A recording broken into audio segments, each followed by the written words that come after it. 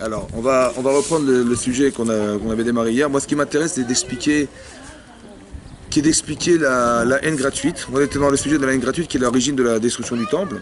Et l'origine, et comment ça s'est répertorié dans le clan d'Israël, à partir de quoi on avait expliqué qu'à partir de cette différence relationnelle qui existait entre Yaakov, Léa et Rachel. Oui, on a dit que Yaakov, il aimait plus Rachel que Léa.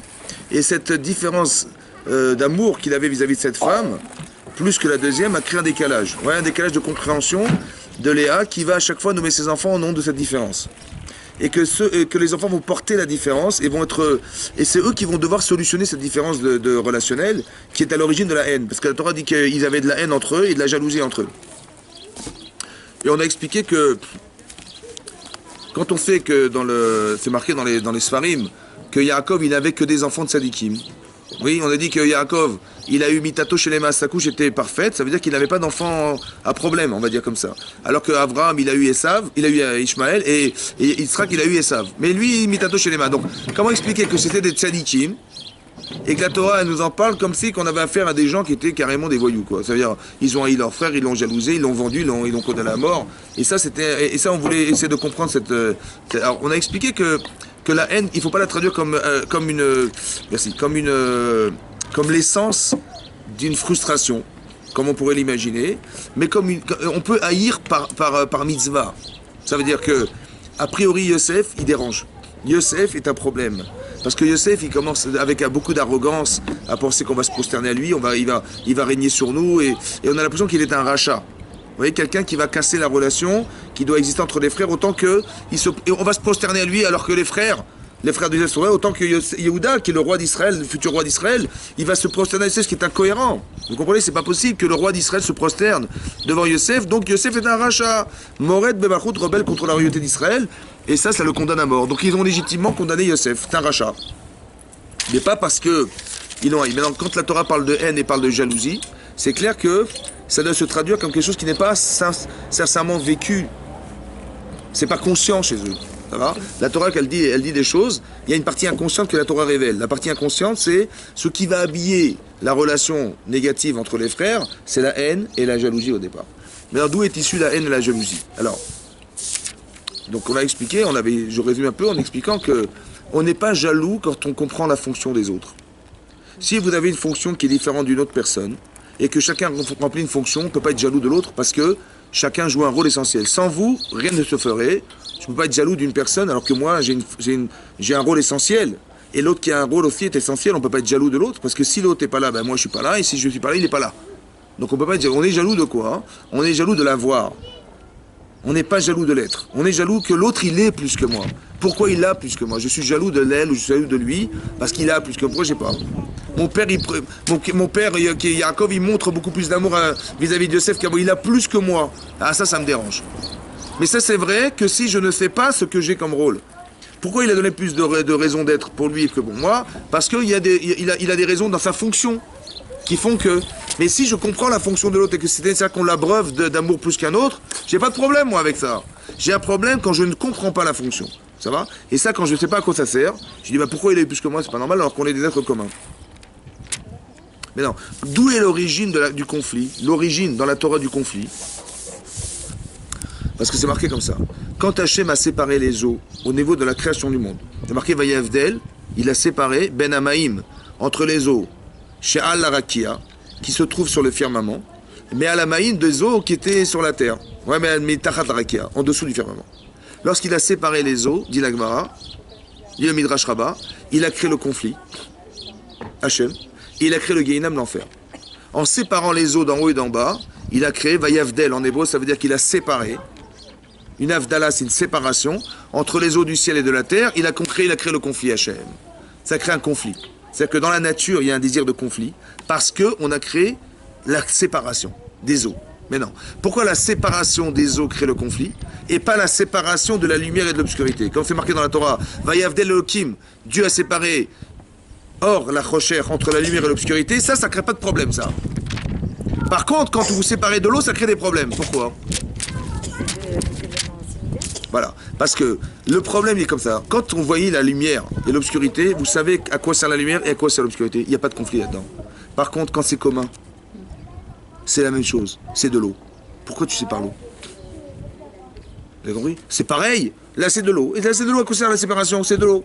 Comme on l'a dit hier, à quoi ça sert de créer deux rois avec une seule couronne? Si le but, c'est d'éclairer la terre, on éclaire la terre tous les deux. À quoi ça sert de mettre deux rois? Mais un seul roi qui éclaire la terre, c'est tout. Et qui, en permanence, met de la lumière sur la terre.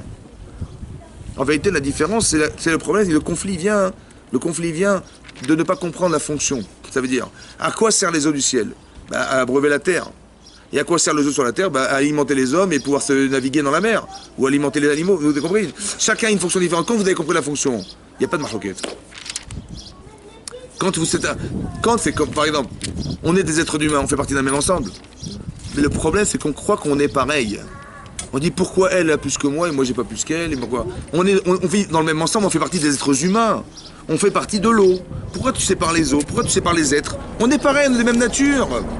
Le conflit il va démarrer de là. Donc si j'ai compris que le conflit démarre au départ parce qu'on croit qu'on est égaux et que la perspective d'être différent nous dérange, alors on aurait aimé que on soit pareil. Et Dieu n'a pas décidé comme ça. Pourquoi? Parce que la vie n'est pas linéaire. Tout est pyramidal. Ça veut dire qu'il y a quelqu'un au-dessus de tout qui domine et qui c'est comme ça en crescendo. C'est comme si que vous imaginiez, vous êtes des parents et vous avez des enfants. Vous avez compris? Mais je n'ai pas le droit de ne pas respecter cette différence. Parce que je vais créer de l'insolence quand je vais mettre mes enfants à mon niveau. Alors que l'enfant, il doit comprendre qu'il y a son père, et il y a sa mère, et il y a lui. Et cette différence, elle doit exister, forcément. Pourquoi c'est comme ça? Parce que si je suis un mauvais père, c'est quoi la gravité, indépendamment du problème de l'éducation des enfants? C'est qu'on dit d'Hachem, Avinu. Avinu, ça veut dire quoi? Malkenu. Est-ce que Dieu est mon père? Hein? Moi, je connais mon père. C'est pas Dieu, hein? Donc c'est qui notre père? Non, il y a quelque chose de père dans Dieu. Et non, si je suis un bon père, il va pouvoir faire appel à Dieu comme un père. Mais si je suis un mauvais père, j'ai coupé le lien avec le père, il ne pourrait jamais dire Avinu. Vous comprenez ça? Par exemple, c'est marqué dans la paracha de Vaïtranan que Moshe Rabbeinu, il a prié Vaïtranan el Hashem. Il a prié 515 prières pour rentrer en Israël. Et Hashem lui a dit stop. Vaïtranan, c'est la gematria. Quand vous dénombrez Vaïtranan, Vaïtranan, Va, Valef, etc., ça fait 515. Il a dit 515 arguments différents pour rentrer en Israël. Pas qu'il a répété 515 fois, je vais rentrer. Tu m'as saoulé. Non. Il a trouvé 515 arguments pour rentrer en Israël. Et Hachem dit stop. Vaïtranan, Rachid Abaïdi, Vaïtranan, ça vient de Chinam. Ça vient de gratuit. Il a dit, vous savez ce qu'il a dit Moshe? Il dit, je veux rentrer là-bas, tu vas me faire rentrer gratuitement. Que bien que les tzadikim disent Rachid là-bas, ouais, je vous lis Rachid. Bien que les tzadikim, ils ont de quoi faire dépendre leurs prières, parce qu'ils font des mitzvot, les tzadikim, oui ou non? Eh ben non, ils disent non, fais pas dépendre de ça, tu me fais rentrer gratuit. Je vous lis le texte de Rashi, qui ramène le Midrash. Va être Hanan, je lis Rashi. Va être Hanan. Il dit comme ça, je veux que tu me donnes gratuitement le droit de rentrer en Israël. Il dit, bien que les tzadikim pourraient faire dépendre leurs prières des bonnes mitzvot qu'ils ont fait, des bonnes actions qu'ils ont faites. Ils ne demandent de Dieu que gratuit. Je veux un don gratuit. Ça va? Les fiches d'éma, ça va? Va être Hanan, ça vient de Chinam. Gratuit, je veux rentrer, tu me fais gratuit. Pourquoi il a demandé ça, Moshe? Il voulait rentrer en Israël parce qu'il voulait bronzer à Eilat. Il voulait rentrer seul pour les mitzvot, qu'il ne pouvait pas faire dans le désert. Donc il a voulu rentrer en Israël pour avoir le mérite de pouvoir faire des mitzvot qui dépendent de la terre d'Israël. Maintenant, il a demandé Chinam. Dites-moi, qu'est-ce qui coûte? Tout coûte de l'argent. Vous êtes venu à séjour? Ça coûte. Qu'est-ce qui est gratuit? Qu'est-ce qui est gratuit dans la vie? Il n'y a rien n'est gratuit. Vous avez la boulangerie, ça une baguette, ça une voiture, ça coûte tout. Qu'est-ce qui coûte rien? Hein? Est-ce que vous allez chez le concessionnaire Mercedes, vous essayez la voiture, et vous partez avec, il dit Dieu te le rendra. Ça n'existe pas gratuit, ça n'existe pas gratuit. Comment on ose demander gratuit à Hachem? Hein? Chez qui on demande gratuit? À son père. À son père, Hazak. Maintenant, si Dieu est ton père, Tu as une relation de père, tu peux demander gratuit. Mais si tu n'es pas ton père, tu peux pas. Ça veut dire que tu dois avoir une relation avec Akadosh Baruch Hu comme si c'était ton père. Et là, tu peux dire à Hachem, je veux créer un gratuit. Mais sinon, tu dis, j'ai peur. Comment on est avec Hachem? Le roi, c'est le roi, Dieu. Tu bouges d'un centimètre, il te tape dessus. Comme ça, ouais. On a peur, Dieu, on a peur. Mais là, il faut un jour qu'on arrive à l'aimer comme un père. Mais tu pourras avoir de repères de père que si tu aimes ton père. Et si ton père, il te laisse le droit de l'aimer. Pas genre, fais ça, on tape sur tout ce qui bouge.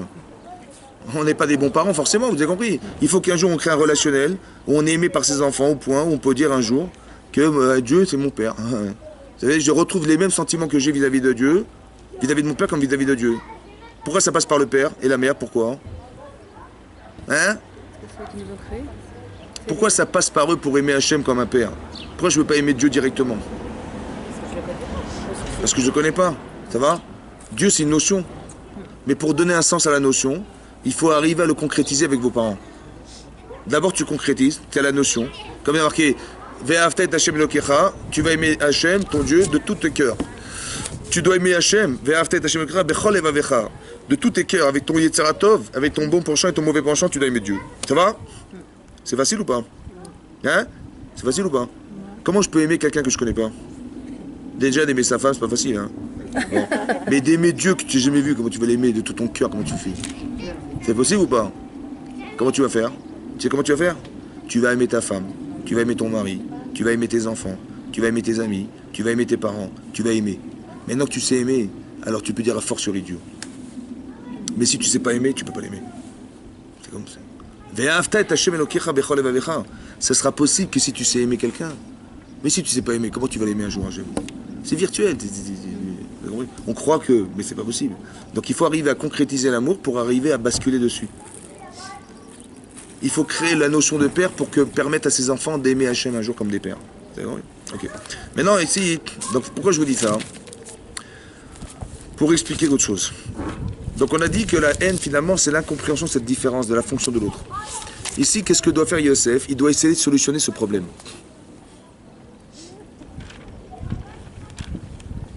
Il va devoir solutionner un problème. Lequel? Celui du relationnel qui existe avec ses frères. Pourquoi c'est nécessaire de le solutionner? Est-ce que c'est un problème familial commun à chacun? Voilà, il a un problème avec ses frères, il va essayer de solutionner. On fait le shalom bayit, voilà, on arrange la maison un petit peu. Hein, c'est ça qu'il avait comme problème? Ou le problème qu'il a, il est beaucoup plus grave que ça. C'est que le problème qui existe avec ses frères, c'est un problème existentiel qui est à l'origine de la création du clan d'Israël. Le noyau, oui, le noyau, c'est eux. Donc si le noyau il est pourri, vous avez pris un pépin de pomme et vous avez fait une petite fissure d'un micron. Une petite fissure d'un micron et vous avez planté au sol. Comment il va pousser l'arbre? Hein? Vous prenez un micron, une petite fissure d'un micron sur un pépin de pomme. Hein? Et vous l'avez planté dans la terre. Comment il va sortir l'arbre? De travers. C'est-à-dire que de façon embryonnaire, l'embryon c'est qui ici? C'est les 12 frères. Tout ce qui va naître, ça va naître de là, oui ou non? Donc s'il y a un problème à la base, mais tout ça, ça va être répertorié dans l'histoire, évidemment. Et donc c'était le projet d'Hachem qui a des problèmes. Comment? C'était le projet d'Hachem. Mais bien sûr, bien sûr. Donc la teshuva de ces hommes, c'est de permettre à Hachem d'exister pour eux, autant que nous, on existera pour lui. Mais si ça n'est pas solutionné, ben ça restera ancré et ça va se répertorier de façon beaucoup plus grave parce que l'arbre il va pousser, il va avoir des branches, des arbres, et vous allez avoir des branches toutes tordues. Donc il faut absolument que Yosef il arrive à se réconcilier avec ses frères. Vous avez compris, c'est pas un problème familial, c'est un problème fondamental. C'est un problème fondamental. Comment il va procéder Yosef? C'est intéressant, comment il va faire? Alors, au départ c'est marqué qu'il a dit au douanier de l'Égypte, il a dit voilà, alors qu'il était roi d'Égypte, il a dit si vous entendez des gens qui arrivent, parce que les gens devaient marquer leur nom en rentrant en Égypte, oui. Et si vous avez des gens qui s'appellent un type fils de Yaakov, vous prévenez-moi. Ok. Effectivement, donc quand il y avait de la famine dans le monde entier, et Yaakov a dit à ses enfants, allez trouver de la nourriture, ils ont dit, il y en a en Égypte, et ils ont dit, alors on va y aller. Donc ils sont partis, les enfants sont partis en Égypte. Ils sont partis récupérer un portable qui est tombé. Mais non, ils sont partis récupérer de la nourriture. Et donc ils sont rentrés en Égypte. Et par des portes différentes, parce que Rachid a dit, Yaakov a dit à ses enfants, à cause de la Haïnara, ouais, pour pas qu'on vous voit ensemble, rentrez dans des portes différentes. Maintenant, ils sont rentrés dans des portes différentes, Et lorsque l'information est arrivée chez Yosef, il les a convoqués. Il a dit, pourquoi vous êtes rentrés par des portes différentes? N'est-ce pas que vous êtes des explorateurs, des espions, venus d'ailleurs pour explorer la terre d'Égypte? Ils vont pas le dire à cause de la Guinara, hein. Il va pas comprendre. Ça va? Mais non, hein. Pourquoi il a dit que vous êtes des espions? Lui, il voulait leur faire teshuva. Pourquoi le mot espion, ça devait être un déclencheur de teshuva?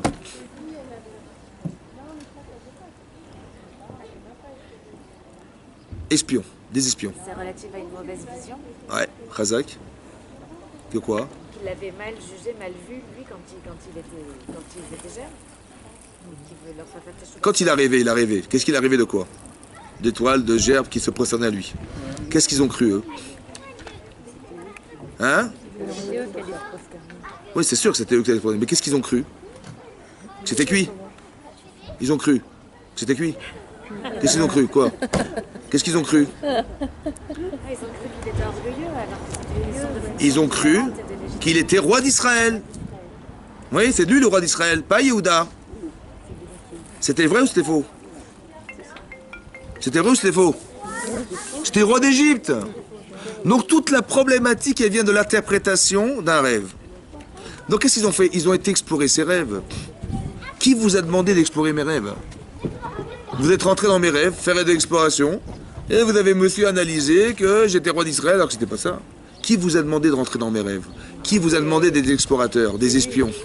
Il a pensé peut-être Yosef, que de dire espion, ça allait être un déclencheur de teshuva. C'est vrai qu'on a eu tort d'explorer ses rêves, parce qu'en vérité, on ne sait pas ce qu'il est devenu. Peut-être qu'on a eu tort. Il a pensé, lui, leur faire teshuva par un mot. Ça a marché ou pas? Non. Qu'est-ce qu'il a dit? Il a dit d'accord. Donc ça n'a pas marché. Qu'est-ce qu'il a fait? Il a dit vous êtes combien de frères? Votre père, votre mère? Il a commencé à l'interroger. Ils ont dit on a un frère, Binyamin, qui est resté en Égypte avec son père. Parce qu'on a un frère qui a disparu et il lui reste que cet enfant de sa femme et il voulait pas qu'il le garde. Ok, bon. Il a dit ok, d'accord. Mais il dit je vous crois pas, vous êtes des menteurs. Il leur a mis une grosse pression, vous êtes des menteurs, vous êtes des espions. Il dit écoutez, vous allez acheter de la marchandise, mais ne revenez pas chez moi. Hein. Si vous ramenez pas votre frère là, parce que vous m'avez dit que vous avez un frère, si vous le ramenez, je vous croirai, et sinon je vous croirai pas, vous êtes des menteurs. Ne revenez pas, je ne veux pas vous voir en Égypte si vous ramenez pas cet enfant. Qu'est-ce qu'il a fait Yosef? Donc ils ont acheté la marchandise, ils sont repartis. Quand ils sont repartis, la Torah dit qu'il a dit aux marchands chez qui ils avaient acheté la marchandise, les bourses d'argent qu'ils avaient dépensées pour acheter la marchandise, il a dit remettez-les dans les sacoches, dans leurs sacoches. Et donc qu'est-ce qu'ils ont fait? Discrètement, ils ont remis l'argent dans les sacoches qu'ils avaient déposées sur des ânes. Et ils sont repartis avec la marchandise. En chemin, ils sont arrêtés, ils ont ouvert les sacoches, ils ont vu l'argent. Qu'est-ce qu'ils ont dit? La Torah a dit, hein. Hachemi manachnu, nous sommes des fauteurs. Peut-être qu'on nous fait souffrir à l'idée d'être des voleurs, parce qu'on n'a pas été sensible à la souffrance de Yosef qui criait dans le puits, sauvez-moi, sauvez-moi. Ça va? Voilà ce qu'ils ont dit. Dites-moi, je vous pose une question. Ça fait combien d'années qu'ils l'ont vendu? Ça fait 22 ans qu'il a été vendu, Yosef. Ça fait 22 ans que ça rentre dans leur tête. Il écrit de Yosef dans le puits. Pourquoi ça ressort que maintenant? Pourquoi c'est pas sorti la première année? Pourquoi ils n'ont pas regretté? Ils ont dit, ah, peut-être on a fauté parce qu'on était resté indifférent à la souffrance de notre frère dans le puits qui criait au secours, et nous on l'a laissé mourir dans le puits. Pourquoi c'est sorti que 22 ans plus tard? Pourquoi c'est sorti quand ils ont trouvé les bourses d'argent? Pourquoi? Parce qu'ils ont été en face de quelque chose, ils ont eu peur. Mais pourquoi pas au départ? Il n'y a pas besoin. Pourquoi il y a besoin de l'argent pour ça? Ils l'ont vendu, non? Hein? À la fin, ils l'ont vendu, il a été sauvé, Yosef. C'est vrai, mais pourquoi ils ont dit Hachem nous fait souffrir. Vous savez pourquoi? Ils ont compris Mida Keneged, mesure pour mesure, parce qu'on a été indifférent à la souffrance de Yosef dans le puits criant au secours. Alors Hachem nous fait souffrir en réparation de ce manque de considération. Ça va? Mais pourquoi ça n'a été créé chez eux que quand ils ont trouvé les bourses d'argent dans les sacoches? Pourquoi? Pourquoi ça n'a pas été fait avant? Depuis longtemps déjà, il fallait penser à ça. Depuis longtemps déjà, 22 ans, c'est énorme. Hein? Ils se sont construits. Qu'est-ce que ça a déclenché la bourse? Hein? Mais pourquoi c'est ça qui réveille? C'est ça que je veux comprendre. Ah, écoutez bien. Vous savez pourquoi Hachem, des fois, il envoie des souffrances? Parce que c'est comme ça. Écoutez bien.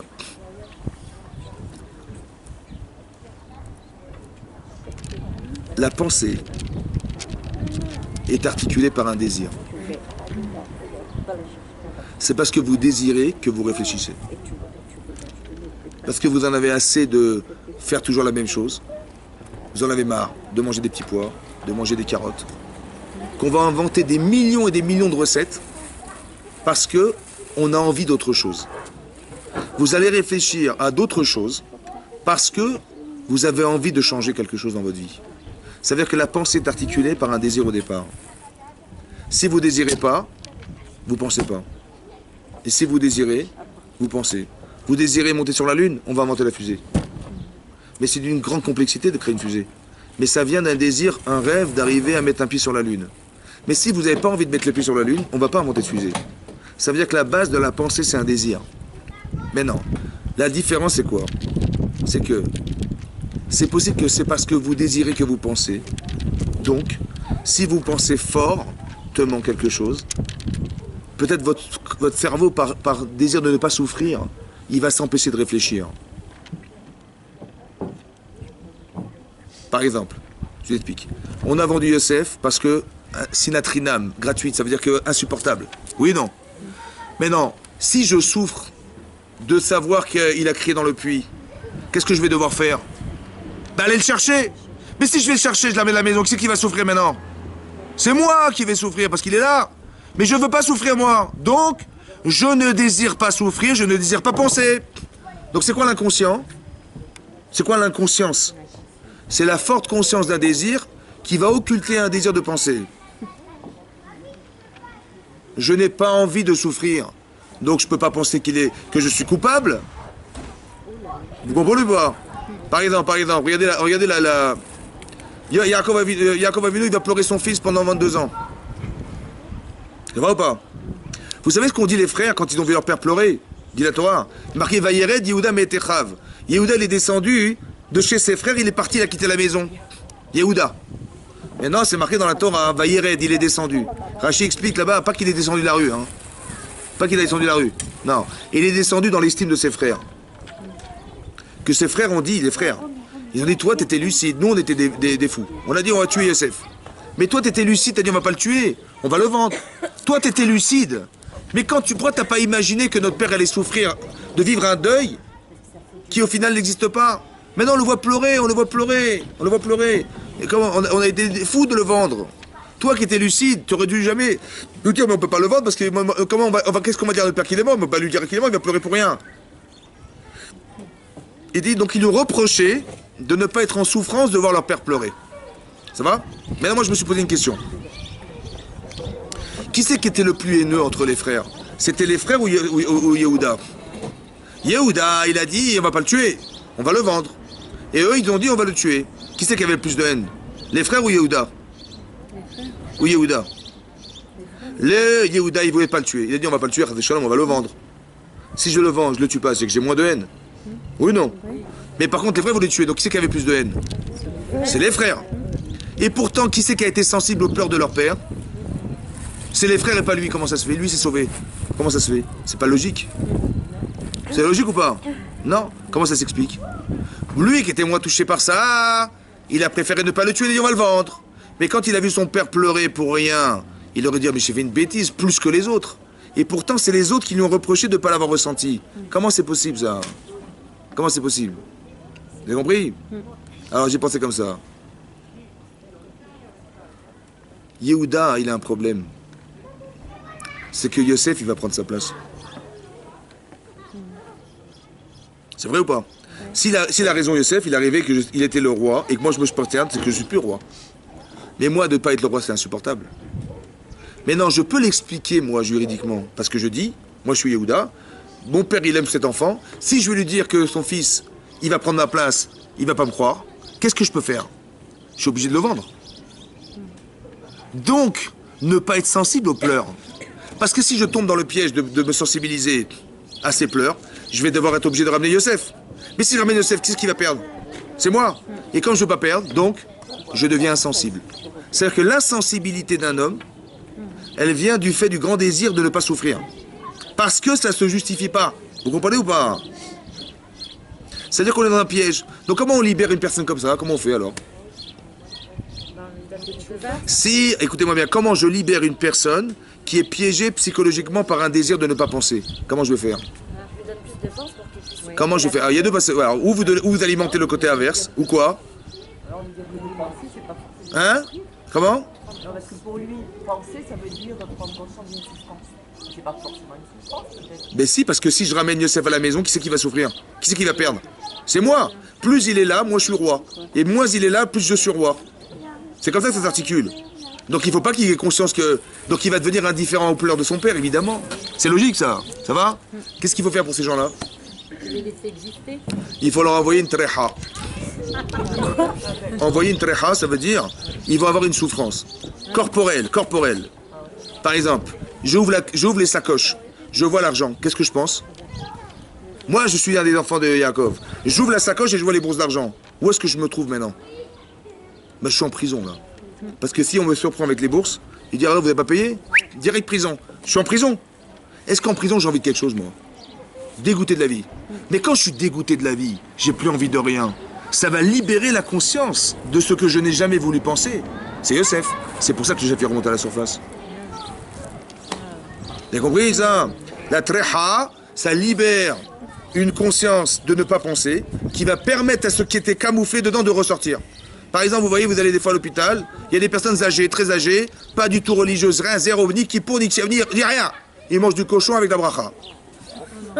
Bon.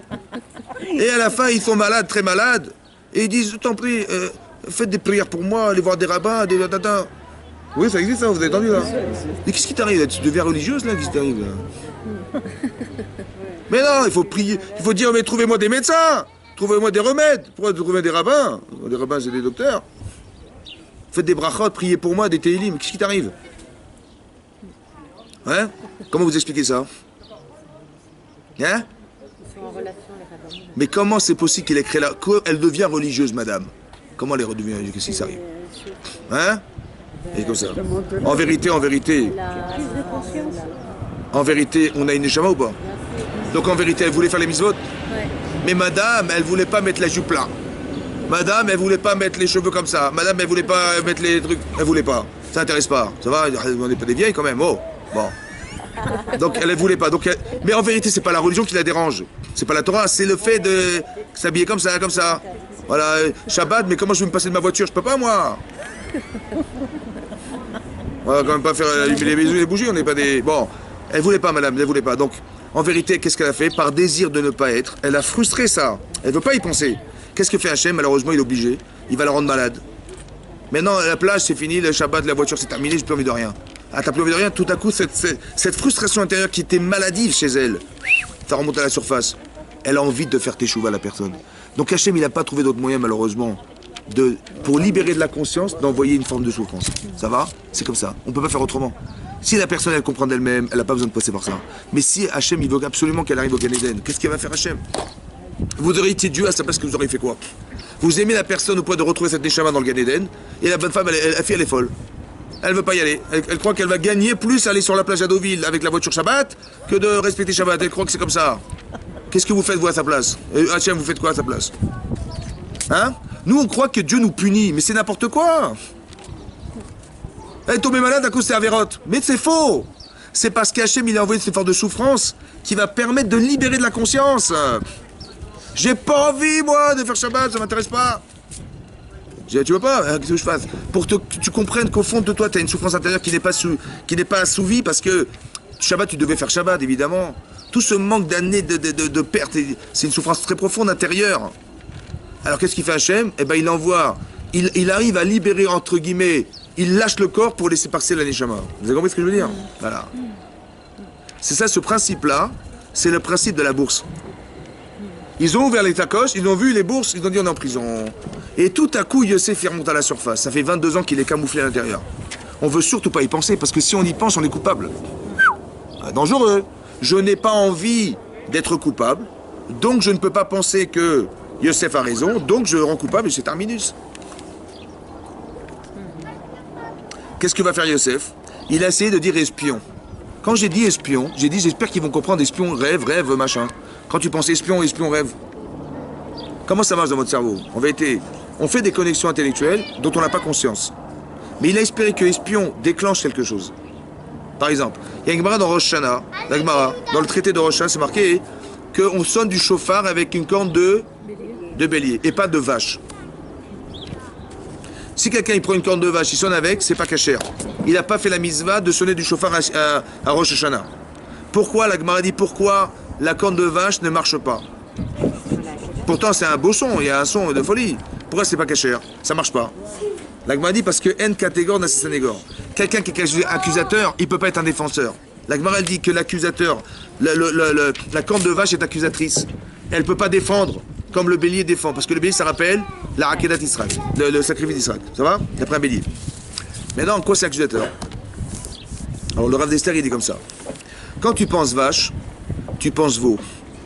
Quand tu penses veau, tu penses veau d'or. Tu penses veau d'or, tu penses faute. Maintenant, c'est conscient ou pas? Non. Tu dis, j'ai écouté le son de la corne de vache, ça m'a rien fait. Pourquoi? Parce que dans ton cerveau, il n'y a pas de connexion à mitzvah. Il y a un rapport d'Avera. Il y a un rapport de faute. Il y a un rapport de... Vous avez compris? Il n'y a pas de teshuva là-dedans. Parce que quand tu penses vache, tu penses veau, tu penses veau, tu penses veau d'or. C'est-à-dire que tu fais des liens, toi, intellectuellement, qui sont inconscients, mais des liens logiques. Qui sont des liens logiques qui t'amènent à la faute. Qui t'amènent au veau d'or. Les veau d'or, ça te fait faire teshuva? Non, non. Vous avez compris? C'est pour ça que ça marche pas.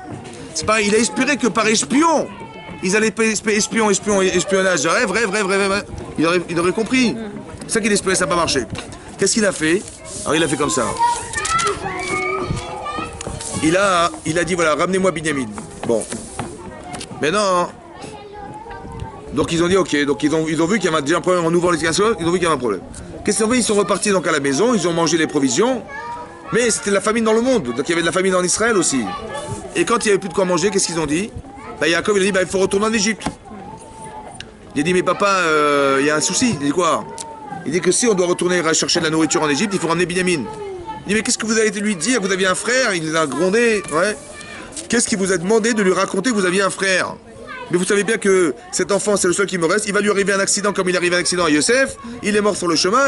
Et là, je vais pas perdre un enfant, je vais perdre toute ma vie. Parce qu'il me reste que cet enfant de cette femme. Donc il était très en colère et peiné de ce qui arrive à arriver. Réhouven, Yehuda, il a dit comme ça. Écoute papa, c'est simple. Voilà, notre vie, notre survie en dépend. Moi, je me porte garant. Kol Hayamin tous les jours. Ça veut dire quoi tous les jours, Rachidi? Tous les jours, dans ce monde-ci, dans le monde futur. Que si je te ramène pas cet enfant, je perdrai ma vie de mon futur. Donc c'est porté garant. Qui ramènerait Binyamin. Ok. Qu'est-ce qu'il a fait? Donc ils sont partis là-bas. Donc Yosef, qui était censé être le vice-roi d'Égypte, il a vu cet enfant Binyamin, il dit ah vous aviez raison, excusez-moi, je vous ai maltraité, je vous ai traité de menteur, c'était faux, je m'excuse profondément. Il dit bien sûr, achetez ce que vous voulez, il les a même invités à sa table, ils ont mangé ensemble et tout ça. Quand ils ont bien mangé, ils ont acheté la marchandise, ils sont repartis. Qu'est-ce qu'il a fait Yosef? Il a pris sa coupe, il buvait du vin, il a demandé à ses gardiens de les mettre dans la sacoche de Binyamin. Ils sont partis. Et quand ils sont partis, la Torah dit qu'ils ont été pourchassés par les soldats de Yosef, la police, donc ils les ont récupérés, rattrapés, et on a finalement dit, il y a un voleur parmi vous qui a volé la coupe du roi. Il dit, mais c'est pas possible. Et ils ont fouillé dans les sacoches, qu'est-ce qu'ils ont trouvé la coupe dans la sacoche de Binyamin. Et là, ils ont dit, alors là, c'était Minash Shamaïm, qu'on a fauté à cause de Yosef, ils ont compris, ils ont déchiré leurs vêtements par deuil, carrément. Hein. Et qu'est-ce qui se passe? Donc là, hein, donc ils ont été attrapés. Donc ils vont être. Donc Yosef a été plus fort et donc qu'est-ce qu'il a fait? Donc ils ont porté le deuil. Maintenant, ils ont accepté leur faute. Maintenant, je vais vous lire le passage au début de Vaïgash. Donc là, il y a toute la plaidoirie que fait Yehuda avec Yosef. Qu'est-ce qu'il fait? Il dit voilà, il arrive. Yehuda, il va défendre son frère. Il a dit voilà, moi je me suis porté garant. Écoute, il a volé la coupe, c'est vrai, mais moi je ne pourrais pas supporter de voir la souffrance de mon père. Et je me suis porté garant de mon frère. Donc écoute, c'est pas grave, lui, il retourne chez son père. Parce que comment je pourrais supporter de le voir dans cette souffrance? Et tu gardes, et moi je serais l'esclave. Il a dit pas du tout. C'est lui qui a fauté, c'est lui que je garde. Il dit mais tu comprends pas que mon père dépend de cet enfant. Nafsho kshura ben nafsho, son âme dépend de son âme. Ça veut dire que si tu prends mon frère, tu tues mon père. C'est clair. Tu peux pas faire ça. Et il argumente en essayant de sensibiliser au maximum Yosef. Et Yosef, il entend ça, et il craque. À la fin, il dit, écoute, il a fait sortir tout le monde. Il s'est révélé à ses frères. Il a dit, Ani Yosef. Arod Avichai, est-ce que mon père est vivant? Ani Yosef, c'est moi Yosef, mon père est vivant. Il est marqué, Lo yachlou la lototo. Ils n'ont pas pu lui répondre. Veniv alou mes panav, ils étaient épouvantés devant ça. Ça veut dire quoi, Ani Yosef? Quand il a dit je suis Yosef, qu'est-ce qu'ils ont compris maintenant? Ils ont dit quoi? Oh là là, mais ils ont compris le rêve. Finalement, ce n'était pas le roi d'Israël, c'était le roi d'Égypte. Oh là là là, quelle gaffe on a fait. Ça va, vous imaginez, vous êtes les enfants, vous?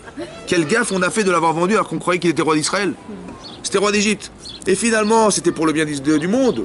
Et alors, qu'est-ce qu'on a fait? On a vendu Yosef. On a peiné notre père pendant 22 années de souffrance, de deuil qui n'aurait jamais dû subir. Vous imaginez, ça veut dire ça? C'est ça, Ani Yosef. Je suis Yosef. Arod Avichai, mon père est vivant. C'est de quoi mon père est vivant? Là-bas, le Midrash Rabbah, il dit, quand il a dit mon père est vivant, qu'est-ce que ça a à voir avec ce qui s'est passé? On lui a dit 10 fois qu'il est vivant, son père. Là-bas, il y a le Midrash marqué à Marabik Roshpedai. Il a dit là-bas, si déjà Yosef, qui était le plus petit des enfants de Yaakov Avinu, il a dit à ses frères un reproche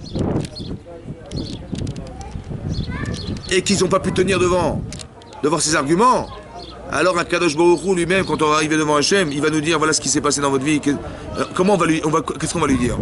A fortiori qu'on aura peur et qu'on va craindre Dieu. Ça va? Oh, il a nous miyamadin, dit là-bas le Midrash, malheur à nous le jour du jugement, malheur à nous le jour du reproche. Parce que si déjà Yosef, quand il a reproché à ses frères, ils étaient blêmes devant lui, alors devant Dieu, qu'est-ce qu'on va lui dire? Ça va? Voilà, comme ça c'est marqué dans le Midrash Rabbah. Maintenant, il est où le reproche dans ce qu'a dit Yosef? Il dit Yosef, mon père est vivant? Où il est le reproche?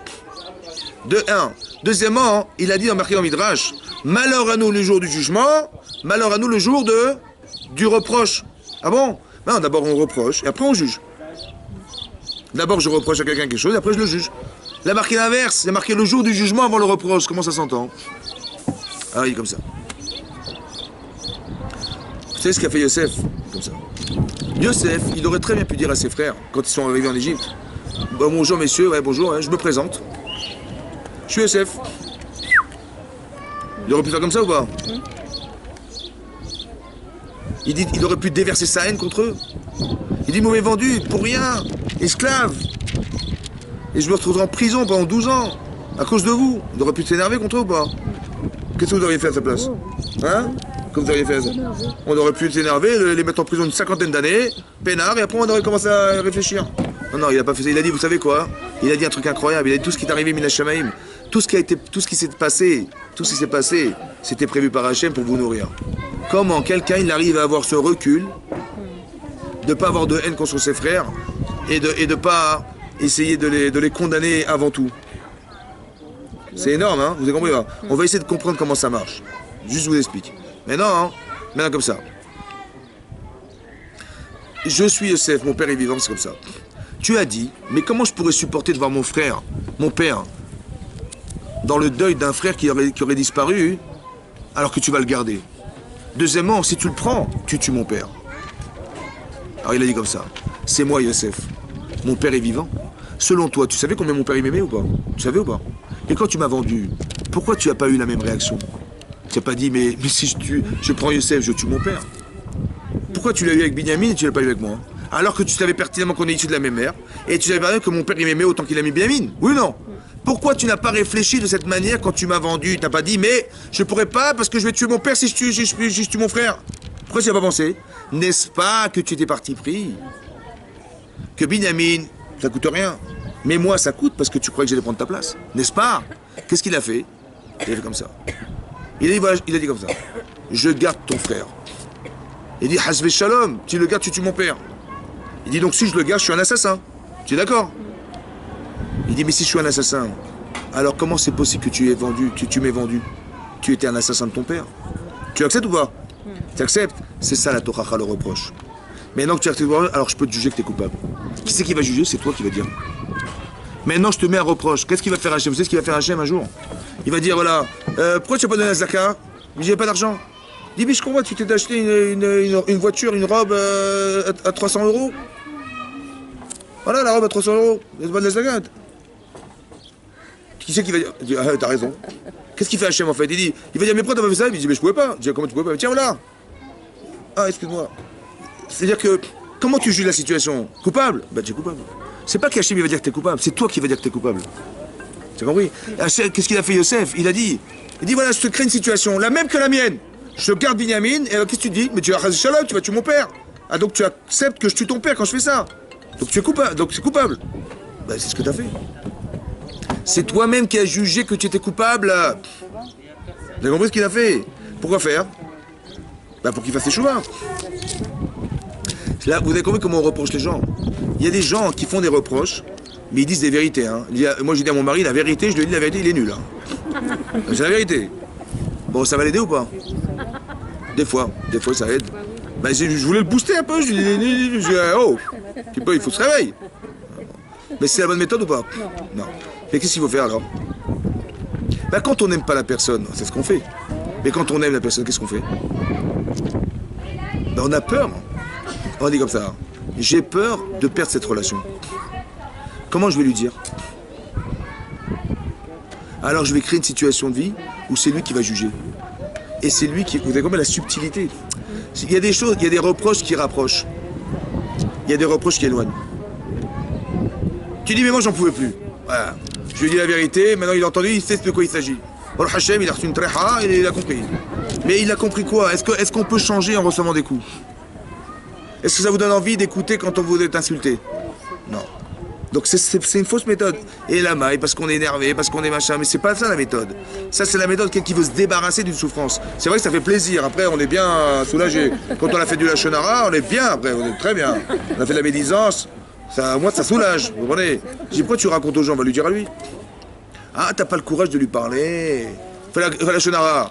Vous savez ce que j'ai vu chez l'autre là-bas? Il a vu ça, vu ça, vu ça. Ah. J'avais envie de vous le dire parce que... Pourquoi j'ai envie de le dire? Parce que j'ai pas eu le courage de lui dire à elle. Mais si t'as l'intelligence de savoir qu'elle a un problème, cette personne, va lui dire à elle, va l'aider. Ah non, comment je vais lui dire? Mais c'est ce qu'on t'a demandé. On t'a demandé d'avoir l'intelligence de lui dire. C'est dur de dire aux gens des reproches. Et d'avoir la force et le courage d'aller raconter à la personne. Ah, ça t'arrive pas. Mais au moins, tu dis, mais je peux pas garder ça sur moi. Alors je vais le raconter aux gens. Je déverse toute la poubelle chez les autres, comme ça je suis tranquille. C'est pas ça la mitzvah, ça c'est la source, ça. C'est la source, ça. Ce qu'il faut faire, c'est d'avoir le courage. Quand tu as vu ça, tu aurais dû avoir la force de lui dire. Ah, ça c'est dur, mais tu aurais grandi par ça. Alors que tu étais rabaissé à raconter de la bêtise aux autres. T'as compris? C'est pareil. La force du reproche, c'est d'avoir l'intelligence de savoir comment je vais lui dire pour qu'il l'accepte. Par amour pour la personne. Mais si je lui déverse toute la saleté que j'ai dans ma bouche, je dis, mais moi je lui dis que la vérité, rien que la vérité, je vous le jure. Mais le problème c'est que l'autre, qu'est-ce qu'il va faire avec toute la poubelle là? Est-ce que je l'ai aidé ou je l'ai bien écrasé? Vous avez compris ce qu'a fait Yosef? La subtilité du reproche, c'est de faire juger les gens. Qu'est-ce que tu penses de ça? Il va dire, ah ça c'est coupable. Il va dire, bah, tiens, c'est exactement ce que tu as fait. Vous avez compris? Là c'est acceptable parce qu'il a lui-même jugé que c'était coupable. Mais si vous lui dites, mais ça veut dire Chasvé Shalom, mais pas du tout, mais on s'arrange, vous comprenez? Vous savez ce qu'il y a marqué là? Il y a marqué qu'ils n'ont pas pu répondre. Moi j'ai vu la question, il leur a fait un reproche, ils n'ont pas pu répondre. Lo yachlou nalototo qui nivalou mipanav. Ils n'ont pas pu répondre, ils étaient épouvantés devant ce qu'ils ont entendu. Pourquoi la Torah insiste sur le fait qu'ils ne pouvaient pas répondre? Pourquoi? Il fallait dire qu'ils ont été épouvantés et ils ont fait des chouvas. Oui ou non? Ils ne pouvaient pas répondre à ce qu'ils ont entendu.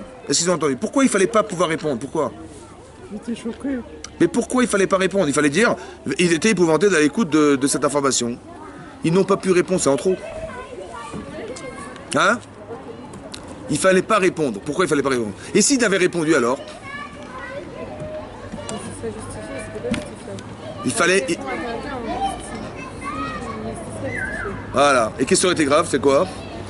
Il ne fallait pas répondre. Ça veut dire comme ça, écoutez-moi bien. Quand vous faites reproche à quelqu'un, s'il peut vous envoyer balader, c'est un sourd de lui dire. Vous savez pourquoi?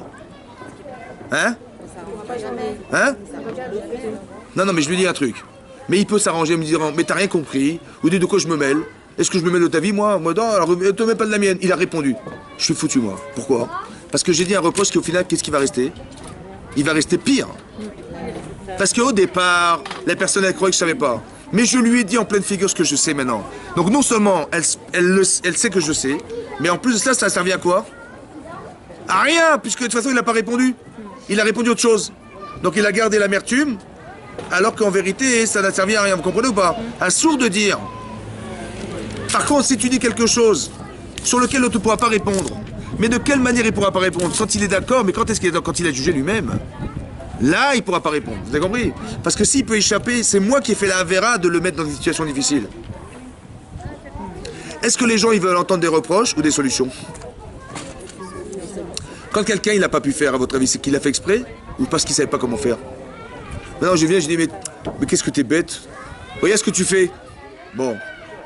Je dis, lui, en vérité, il me le dit pas, mais qu'est-ce qu'il pense? Je dis, mais bien sûr que je le fais.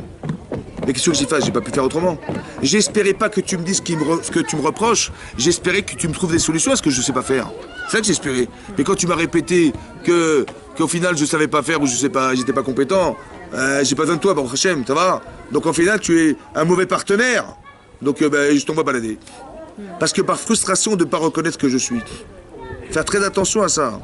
Quand vous faites reproche à quelqu'un, de le faire dans le sens où la personne elle se sent partenaire de ce que vous dites et vous devez porter quelque chose de plus, pas quelque chose de moins. Parce que la personne, si vous lui dites ce qu'elle n'est pas, c'est très bien. C'est absurde de faire ça, vous comprenez que c'est grave. Parce que vous avez la honte. Et vous amenez qu'en vérité on est en désaccord, on coupe des liens. C'est grave, c'est grave. Dans les couples, dans les enfants, dans tout ça, il faut faire attention de ne pas casser les liens. Parce que si vous voulez avoir quelqu'un de confident, votre mari, etc., quelqu'un qui est proche de vous, vous en tant que femme ou votre femme en tant que mari, et bien quelque part il a besoin d'un quelqu'un proche de lui, pas quelqu'un qui l'éloigne de vous. Donc faire attention de ne pas casser ce lien. Et quand des fois on en a marre, on dit des choses qui sont blessantes parce qu'on espère corriger la personne. Comme si vous disiez dire oui, tu m'as mis une claque mais tu avais raison. Ça m'a fait du bien. Ça ne fait pas ça. Donc il faut le faire de façon intelligente. Ça veut dire il faut faire avec tout ce que ça comporte derrière. Et tout ce que ça peut engendrer derrière. C'est ce qu'a fait Yosef. Vous avez compris ce qu'il a fait? Il a dit quelque chose sur lequel on ne pouvait pas répondre. Parce que si tu peux répondre, tu peux échapper. Si tu peux échapper, au final, il va rester quoi? Il va rester que la honte. Mais la mauvaise, pas la bonne. Parce qu'il y a la honte de la teshuva. Quelqu'un qui a honte de soi, il fait teshuva, il a honte. Mais il y a la mauvaise honte. C'est de savoir qu'on n'est pas apprécié par les autres. Tu m'as fait honte. Tu m'as dit quelque chose qui m'a fait honte. Et ça, c'est grave, ça, c'est pas bien, ça. Parce que cette honte-là, elle est destructrice. Cette honte-là, elle va consolider chez moi l'incapacité à évoluer. Elle va ramener chez moi le fait que je ne suis pas apprécié par les autres, etc., etc. C'est ça que ça mène. C'est grave, ça. Il faut que j'amène une honte qui soit une honte qui vienne de moi, pas duquel je sois victime. C'est comme de dire un reproche en public. Voilà, j'aurais pu le dire en tête à tête, mais j'ai fait exprès de dire devant 15 personnes, comme ça la honte qu'il va avoir, si vous devez voir comment ça va dans le Hachem. Hein? Ça marche ça ou quoi? C'est un Sominat Torah, ça. Marqué, n'aille pas ton prochain comme toi-même, n'aille pas ton prochain. Fais-lui reproche, mais n'emporte pas la faute. Et Rachidi, fait reproche, n'emporte pas la faute, Rachidi ne dit pas en public. Pourquoi? Parce que quand tu dis en public, finalement, le regard des autres, à cause de qui? À cause de moi qui lui fait reproche devant tout le monde. Et ça, il me le reprochera un jour. J'ai fait la avéra de l'avoir fait honte. En public, je dis, mais c'est ça que j'espérais qu'il ait honte. Mais c'est pas de cette honte qu'il s'agit. Il s'agit de la honte de soi, pas la honte des autres. J'ai honte de ce que j'ai fait. Pas la honte d'être vu par les gens. C'est pas la même chose. Et nous, on dit, mais c'est pas grave. On fait pas de nuances. Alors on tue des gens comme ça. Vous comprenez? On casse psychologiquement des gens parce qu'on les détruit en leur disant, tu ne vaux rien. Voilà, tu vaux tellement rien que devant tout le monde, je t'ai fait honte. C'est ça que ça veut dire. C'est comme ça qu'il faut le comprendre. Quand quelqu'un il n'est pas aimé, il le voit et c'est plus entériné par le fait que, encore une fois, ça a été dit en rabbi, par rabbi, mais c'est effroyable. Il faut être très attention. On est sensible, les gens sont sensibles. Il faut respecter la sensibilité des autres et d'essayer d'aider les gens. C'est pas en les écrasant, c'est en les aidant, en les soulevant. Vous avez compris? Comme quelqu'un, vous apprenez à quelqu'un à nager. Qu'est-ce que vous faites? Vous le prenez, vous le jetez dans la piscine. Et quand il lève la tête, vous l'enfoncez la tête dans l'eau. Ah oui, mais il va nager, hein. Il va se noyer, donc il va devoir il va nager, donc il va apprendre à nager. Au bout de 3 longueurs, il a bien coulé, il a bu bien les tasses, mais il sait nager. Il va vous dire merci ou pas? Mais vous lui avez appris à nager. Dis-moi merci, je t'ai appris à nager. Voilà. Par contre, si vous le tenez bien, vous le tenez la tête, vous lui dites n'aie pas peur, je te tiens, à la fin il saura nager, il vous dira merci de m'avoir appris à nager. Mais au final, il sait nager. comme ça ou comme ça, il sait nager. Mais vous avez vu la manière de faire. On dit pas aux gens merci de nous avoir insultés en nous apprenant à nager, en nous écrasant. Ça n'existe pas ça. Et ça, c'est de Yosef qu'on l'apprend. Pourquoi il a fait ça? Parce qu'il a essayé comment vous dire, il a essayé d'éliminer la haine. Vous avez vu combien j'aurais dû avoir de haine vis-à-vis de vous? Qu'est-ce que j'ai dû subir à cause de vous? Mais j'ai fait l'inverse. Qu'est-ce qu'il a fait? Il a essayé de leur faire comprendre que tout ce qui arrive a un sens minashamaim. N'essaie pas de t'accabler de ce qui t'arrive. Mais essaie de comprendre simplement qu'est-ce que tu deviens par ce qui t'arrive. Vous savez, des gens, ils leur avaient un truc, ils disent, oh là, j'ai dû faire une avéra il y a 40 ans, il y a 50 ans, mon père il a dû faire ça. Mais non, essaie de comprendre sur l'instant T, qu'est-ce que tu ressens. C'est ça qu'Hachem il voulait. Est-ce qu'on est des psychologues? Non. On n'est pas des grands spécialistes, des grands psychanalystes. Mais Dieu, il sait pertinemment qu'on n'est pas des grands psychanalystes. Donc quand il a fait une chose, il a voulu créer quelque chose dans l'instant T qui va être la solution de mon problème. Mais l'instant, il faut comprendre qu'est-ce que vous avez gagné d'être par ce qui vous est arrivé. Des fois, c'est pas joyeux, c'est vrai. Mais qu'est-ce que j'ai gagné par le manque? Vous avez compris? J'ai la conscience de ce qui me manque. C'est fondamental. On ne se rend pas compte de ça. Ou dans le bien. Il faut articuler aussi dans le bien, comprendre. Par exemple, je vous ai dit la fois dernière, j'ai dit voilà. Un jour, Avraham, il aurait dû amener un sacrifice. Le jour où il a sauvé son fils, il a fait un grand festin. Vous vous rappelez de ce passage? Michté Gadol, il a fait un grand festin, il a invité toutes les grandes personnalités du monde pour pouvoir faire un coup de pub, pour envoyer au monde entier l'information que Dieu existe. Il ne va pas aller téléphoner à toute la terre entière. Donc il a pris les grands gouverneurs du peuple, du monde. Il a pris Avimelech, grand festin, mais festin de grandes personnalités du monde. Qu'il a invité à un festin, il a dit voilà, vous voyez le gosse qui court là-bas? Eh ben c'est mon fils, il a 2 ans, j'en ai 102, ma femme 92. Alors? Il dit, c'est Dieu alors, Dieu existe ou pas? Et la prière, ça marche ou pas? Ouais. Voilà la preuve. Il a dit, il a prouvé que Dieu existait aux gens, mais il n'a pas amené de sacrifice. Il n'a pas remercié Hachem directement. Qu'est-ce qu'il a dû faire? Il a dû amener son fils un jour en sacrifice. Ça va? C'est logique ou pas? Hein? Bon, ça veut dire combien ça coûte madame, un petit bélier? Combien ça coûte un bélier? Hein? Je sais pas combien à peu près, un petit prix. 100 euros. Combien ça coûte un enfant? C'est logique qu'il ait dit à la place du bélier, t'amènes ton fils, c'est logique? Est-ce que c'est logique? Que dit voilà, t'as pas un corban, amène ton fils. Pardon, j'ai pas compris là. Moi je t'emmène 1000 corbanes si tu veux, mais laisse-moi ton fils tranquille. En quoi, c'est quoi la logique d'amener le corban à la place de son fils à la place d'un sacrifice? Hein? Vous savez, il faut que ça soit logique pour que quelqu'un comprenne. Vous avez compris? Il faut comprendre. Donc si c'est pas compris, en quoi ça expie les fautes?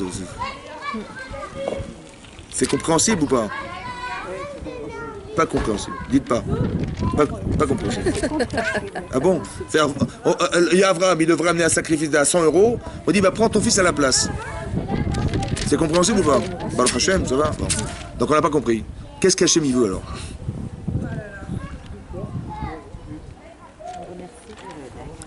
Hein? Mais le fils, qu'est-ce qu'il a à voir là-dedans?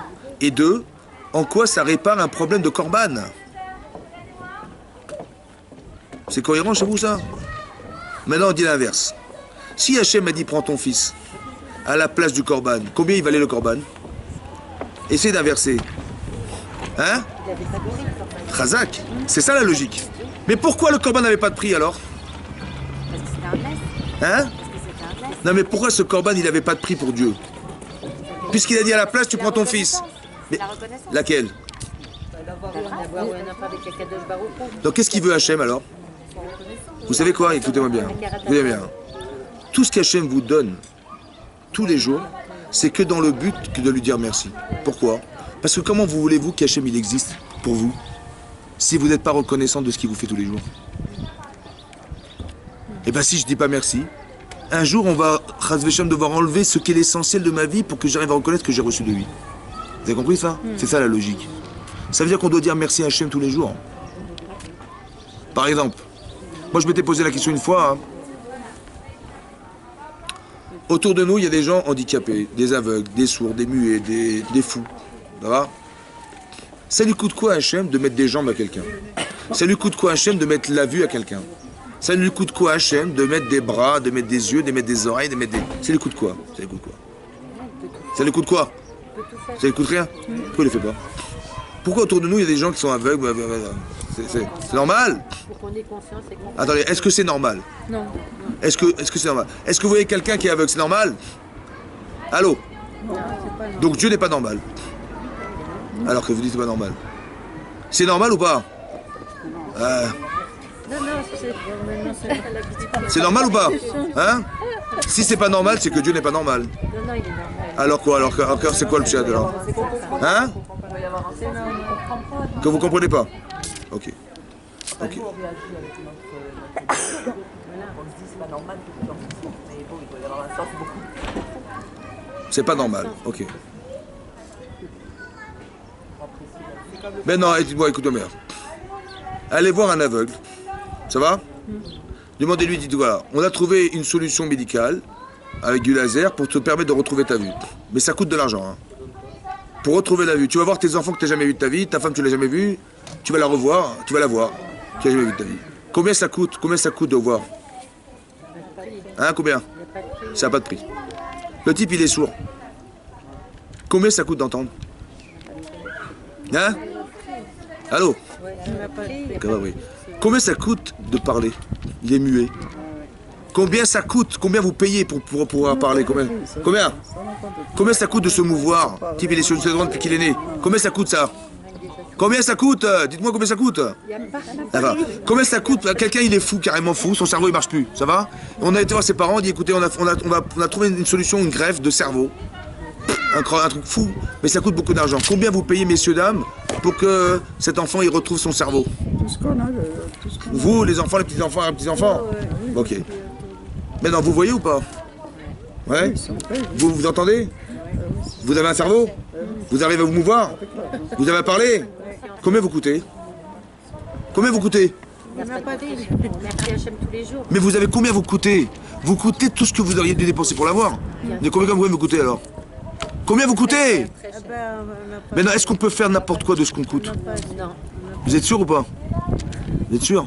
C'est ça que ça veut dire. C'est ça que ça veut dire. Ça veut dire que si autour de moi ça existe, ça veut dire qu'autour de moi, je me rends compte grâce à moi, à lui, combien j'aurais donné à Hachem pour avoir ça. oui. Mais combien je coûte maintenant, moi? Mais non, est-ce que j'ai le droit de négliger ce que je suis? Assourd. Ben ça, c'est ça le korban, vous comprenez ou pas? De dire merci à Hachem.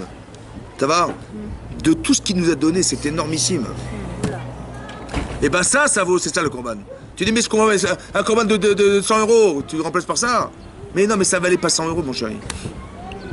Parce que ce que tu as mis dedans, ça vaut des milliards. Ça va? C'est ça qu'Hachem il voulait. Il voulait qu'il existe pour toi. Par exemple, c'est marqué dans le Kriyat Shema.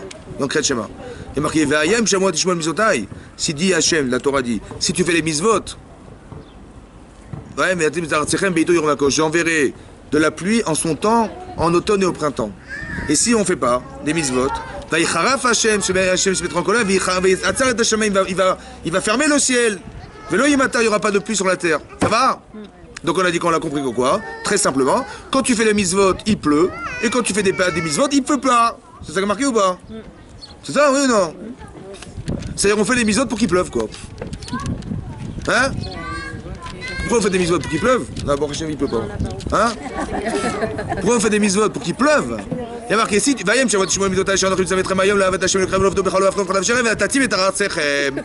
là il va pleuvoir. Donc on fait les mitzvot pour pas crever. Voilà, pour qu'il pleuve. Est-ce que vous faites les mitzvot pour pas mourir? Ah bon? Moi je fais les mitzvot pour aller au lavaba. Mais pas pour qu'il pleuve. Pourquoi la Torah c'est pas marqué au lavaba, il est marqué il pleuve? On a besoin de la pluie aussi. Mais on fait pas les mitzvot pour qu'il pleuve, madame. On fait les mitzvot pour autre chose. Après, il est marqué dans le texte, on fait l'épisode pour qu'il... Et si on fait pas, Dieu, il va fermer le ciel. Ok. Mais non, ça vous avez compris ça? Ok. Maintenant, une autre question que je vous pose. C'est quoi la raison d'être d'Hachem dans le monde? On a eu que 1 heure, moi. Hein? On a eu que 1 heure. Tu vois, la jalousie, là, une gratuite.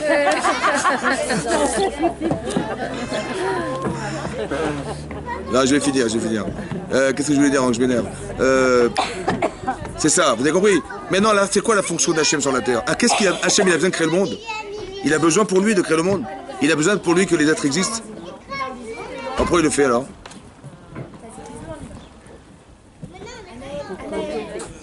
Hein? Vous savez pas? Pourquoi vous avez des enfants?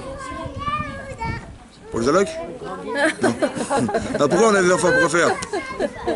Hein? Pourquoi vous avez des enfants? À quoi ça sert? Vous savez quoi? Je vais vous dire, sans enfants, ça ne coûte pas cher. Avec des enfants, c'est le coût de la patience, de la patience, du temps, de l'argent. Quand vous êtes en vacances, ben, vous n'avez pas d'enfants, ben, vous venez avec votre mari, vous prenez 5 pièces, peinard, avec la piscine. Mais quand on a 3-4 gosses, ben, on prend 2 pièces et on se sert comme ça, il n'y a pas de piscine. Donc ça nous coûte d'avoir des gosses, oui ou non? Bon, mais ça nous coûte de l'argent, ça nous coûte de la patience, ça nous coûte plein de choses. Mais qu'est-ce que ça vaut? Alors, à quoi ça sert d'en avoir alors? Puisqu'ça nous coûte de l'argent, ça nous coûte du temps, de la patience. À quoi ça sert d'avoir des enfants? Hein?